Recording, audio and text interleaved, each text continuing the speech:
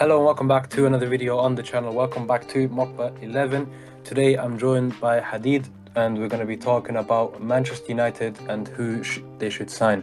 Now, first of all, why do we need a striker? And the answer is quite simple. Rasmus Højlund and Joshua Zirkzee as a strike partnership are not it for Manchester United for where we want to go. They both combined had 7 goals in the Premier League last season, which is not even Ipswich standard, is not Southampton standard. Speaking of Ipswich, Liam Delap just had more goals than that.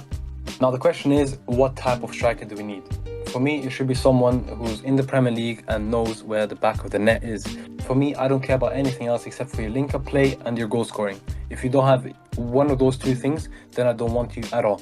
If it's someone that is abroad, then for me, one key criteria is it should not be an under 23 striker. It should not be a young striker who's learning on the job. We've had that with Højlund and we kind of had that with Zirkzee as well. It should be someone who knows how to score goals. Speaking of young strikers, there's one that we've been heavily linked to, Benjamin Sesko. Hadid, what do you think about him? I'm gonna be honest, I don't feel like Sesko is a bad idea, okay? We're talking about someone that has scored 13 goals and assisted 5 in the Bundesliga last season. And it's only 22, okay? So that means the ceiling is high, okay? There's a lot of development that can be done. Not only that, he can fit into Manchester United's long-term rebuild. He can fit into Amorim's pressing style and could be developed into a leader of the line. What's your thoughts? Now here's the thing, I heard the word develop way too many times for my liking. It kind of reminds me of when we signed Rasmus Højlund, another learner driver, another player that has to learn on the job. Now obviously you mentioned 13 goals in the Bundesliga. For me, I don't know about you, but for me, to be honest, that is not enough. Because in the Bundesliga, you have way more space, for example, than the Premier League. And also, it's not as fast-paced, let's just say that. Another thing is his high release cost, 68 to 86 million-ish euros, pounds, whatever.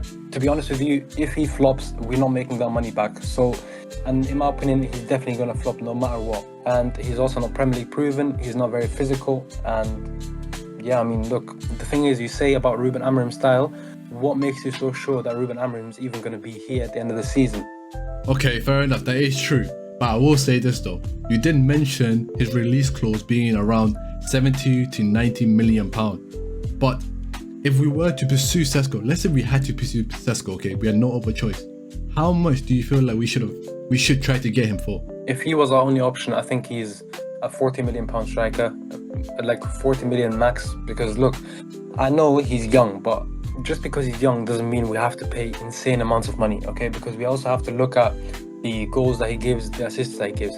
Because at the end of the day, he's a striker. What is a striker's main job? It's to score goals. 13 goals, that's not a lot of goals. That is true, but let me know what you guys think.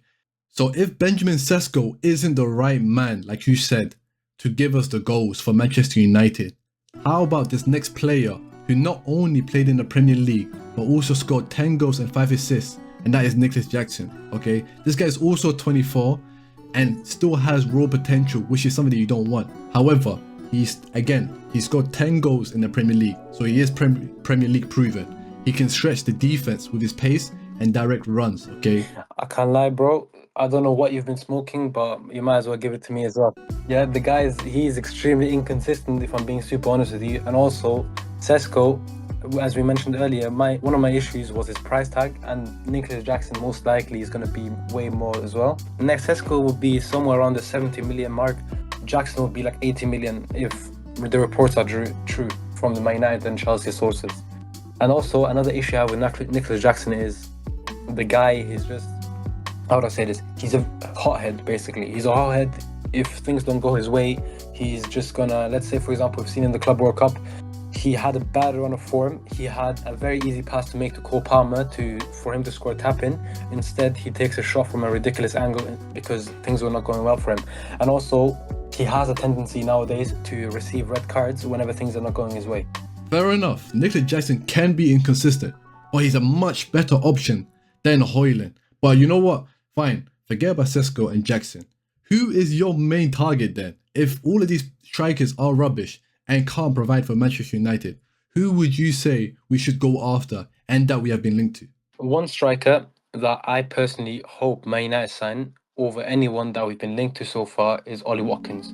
Now, the reason for that is because he knows where the back of the net is and he knows how to find his teammates. We can tell that because he scored 16 goals and assisted 8 times in the Premier League last season. And then another thing that he has over the other players would be the fact that he already has a chemistry or some sort of bond with one of our players, which is Brian Mbeumo, who he played with at Brentford in the Championship the season before Brentford got promoted. And another thing I like about Watkins is he's not just a good goal scorer, he's not just good at assisting, he's also good at link-up play and hold-up play, which basically brings in the entire team into the game, basically. And also his pressing is fantastic as well.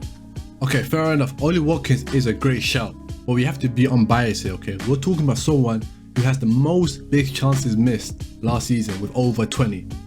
Okay, I hear that. He missed a lot of big chances, but you have to remember, if you have a lot of big missed chances, that means you know how to get at the end of big chances. Now, if he's missed over 20 big chances and he still managed to score 16 goals and he didn't have players like Brian Mbeumo, he didn't have like Mateusz Cunha, Bruno Fernandes behind him, then to be honest, if anything, I'm more excited by the prospect of the signing of Ollie Watkins. Fair enough, you made a great point. He is good at positioning himself to score the most goals.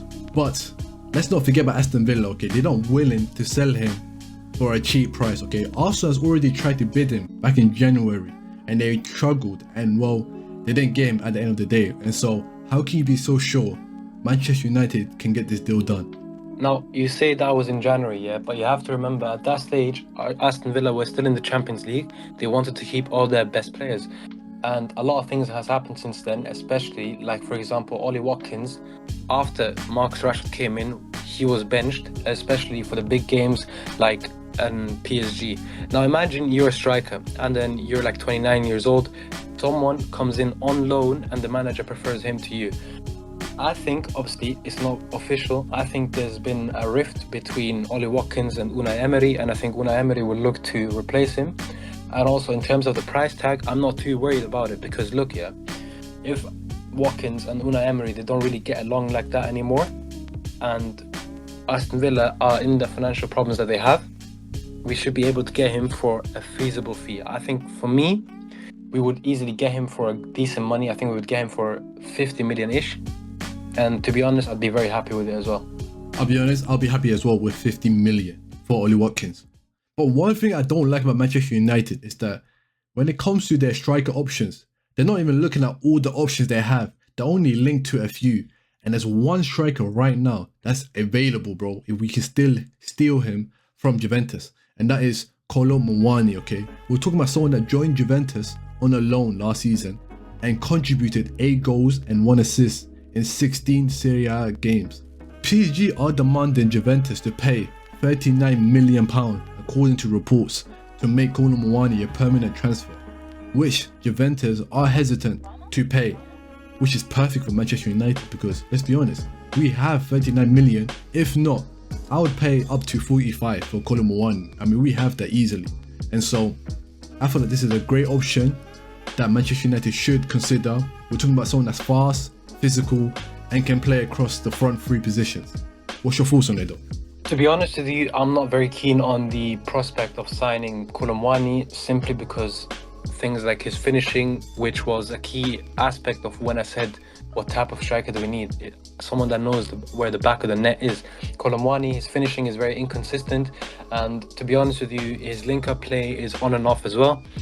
The guy's first touch, I can't lie, low-key, I've seen better first touches, and I don't think he would be even an upgrade to Joshua Zirkzee, if I'm being super honest with you. He also plays, as he said, in the Serie A. He managed to get 8 goals and 1 assist, but in the Serie A, I feel like it's easier to score goals, especially if you're like someone who prefers to play at a slower pace, if you could say so, especially for someone that is as strong and fast as Ronda Kolo Muani. Well, you're not realizing the price tag, okay? I get it. It might not be as good. We're talking about a cheaper option. I mean, let me say this. What's your thoughts on the price tag? I mean, we're talking about someone that's worth £39 million to PSG. That's a steal, in my opinion. Okay, look, I understand you from the aspect of his price tag is not as big as, let's say, some of the players we mentioned earlier, like a Sesko or a Jackson or whatever. But the thing is, you also have to remember, we don't just need cheap strikers. Being cheap is a bonus. We need someone that can fire us into the European spots, ideally maybe even sneak us into the top 5, which could potentially get us Champions League. Okay, so if Kolo Muani isn't an option you want to consider, how about the next person? And that is Gonzalo Ramos, okay? We're talking about someone that's got 10 goals in 22 League One matches last season, okay? He's a strong finisher and he has that link-up play we've been talking about. Not only that, he is proven in Europe and on the international stage. Brother, why are we speaking about Gonzalo Ramos? The guy is a glorified cheerleader at PSG. The guy, he warms the benches for the guys like Dembele for when they have to get a rest, for example. And also, another problem I have with him is his price tag. PSG, they want to sell him. It's very clear that they want to sell him, but they don't want to sell him for anything less than 50 million. Maybe that could change as the transfer window goes across, but as of now, it's 50 million. And also, we're not really going to see anything amazing from him, to be honest. He doesn't really have any special, like, I don't know, characteristics. Like, the only good thing about him is his finishing, and even that is kind of inconsistent. His best games, they come when he comes off the bench against tired legs, against slower players who are mentally fatigued, like mentally tired, or teams in the French Cup that play in the 2nd or 3rd division. Okay, hold on now. I'm just lost, okay? You disagree with every option I brought up so far. So now I have to ask you, who is the best alternatives that you have in mind? I can tell you're lost by the fact that you mentioned Gonzalo Ramos as a striker option for Manchester United. Let me tell you a real bagsman, a real striker that Man United should be looking at as an alternative option to the first 3 players we mentioned, and that is Jean-Philippe Mateta. Now, his goal scoring record is quite decent to good. He scored 14 goals in the league last season and got 2 assists. And it's, by the way, he didn't play the full 38 games. He played 37 Premier League games. He's very strong in the air. He's Premier League proven. He's been here for a while now. He's very fast as well. His link-up play is just amazing. His hold-up play is brilliant as well. And he knows how to bring teammates together, how to bring them into the game, basically. As we've seen with Eze, as we've seen with Olise. Obviously, they are talented anyway, but he made them shine. Like, he made them show their talent. And also, I think you mentioned about Gonzalo Ramos. I think it was Kolo Muani, actually. The price tag is very cheap. It would only be £30 million. And also, another good thing is he's only 28 years old. He's not old. He's not young. He's just at the peak of his powers. Mateta is a good shout, but we have to be unbiased here, okay? We're talking about someone that hasn't played at a top level, okay? We're talking top 6 clubs level. Also, his form right now could be temporarily, okay? We're talking about someone at one point scored only 13 goals in 83 games for Crystal Palace before his uptick last season, raising doubts over whether his form is sustainable at the highest level. Okay, I hear you with the 13 goals in 83 games, but you have to remember at that point he was 25 and under. Now he's reached the peak of his powers. Now he's at his peak, he's at his best. Obviously, you could say last season could have been a fluke, but the thing is, this form that he had last season, that started the season before that, at the back end of 2 seasons ago, in the 23-24 season. People thought that was a fluke, and then he backed up in the 24-25 season. For me, I don't care what he does 3, 4, 5, 10 years ago, whatever. I care about what he did about the last 2 seasons. And based on the last 2 seasons, I think he's good enough to play for Manchester United, and I think he would get the best out of teammates such as Mateusz Cunha and Brian Mbeumo, and I think they would get the best out of him as well. Also, you have to remember, he adds a threat in the air as well, where Diogo Dalot, his crosses, I mean, is not the best crosses, but he whips in crosses, and usually we don't have a striker at the end of them. Bruno Fernandes, same thing. Mateta could be that guy. Another thing is, the top 6 thing you mentioned, Sesko hasn't played for a top 6 level club. Neither has Ollie Watkins at Aston Villa. Nicholas Jackson, okay, cool, he has done it, but there's a reason why a top 6 club wants to get rid of him. Now, the PSG boys, you could say, okay, they're top 6 level because they just came off a club that won the treble. Randa Kolo Muani, he was kicked out halfway through the season because what? He wasn't good enough, or he didn't suit the system or whatever. Gonzalo Ramos, though, that guy, he was the only striker. Like, he was, keep in mind, the only striker at the club, but Dembele, who was a winger, was playing ahead of him. Now, obviously, Dembele was having a freak season, but regardless, that doesn't excuse anything. If anything, I think Gonzalo Ramos, for example, a guy you mentioned earlier, he would be making coffee for Joshua Zirkzee. So look, if Jean-Philippe Mateta is your best option, and by the way, his market value, based on reports telling us that he's worth £30 million, but prediction is telling us that Crystal Palace would demand £50 million. How much do you feel like Manchester United should pay for Mateta? To be honest, Mateta, because of the fact that he's only 28 and he only just turned 28, his age, maybe you can go above 30 million, but I wouldn't say quite 50 million. I would say maybe somewhere between 30 to 50, 40 million.